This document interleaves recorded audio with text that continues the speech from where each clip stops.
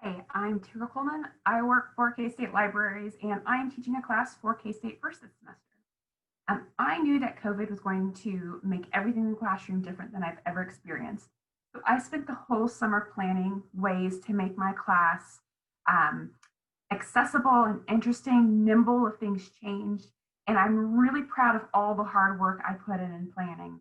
And my first class of the semester was great. My second class, it was great, but I did have someone on Zoom. My third class, I had a large number of students on Zoom. And I thought, no big deal. While my class is technically in person and I didn't set up a Zoom room for teaching, I'll just have them pop into the Zoom link I'm using for my office hours. No big deal. Except for I forgot that my office hours link doesn't have breakout rooms. So all my students on Zoom had to be in a room that was essentially public to everyone else in the classroom. So to make their conversation private and not interrupt the rest of the class, I muted the computer and I muted the Zoom and they did their discussion.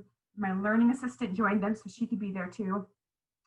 I quickly discovered the instructions that I gave on how to do this was really directed for people in the classroom. And I didn't think to change them a little bit on how to have the discussion if they were in a Zoom room. That was a fail. And then when it was time for the whole class to get back together, I forgot that I muted the camera and the sound. So I'm trying to talk to all of my students on Zoom and they are talking back to me, but I can't hear them. So I'm thinking, did they skip out on class? What's going on? It was all user error and they were all really forgiving, but I felt very dumb that I didn't plan for it, especially when I worked so hard to make sure everything I did would be great online. The one thing I forgot was small group discussions and small group activity where students get up and go to different parts of the room looks different online. I also forgot to tell them that we didn't have class on Labor Day, so I made a whole plan of activities that will get pushed back or maybe canceled. I haven't decided yet. But Labor Day and skipping class gives me an opportunity to figure out ways to make class better.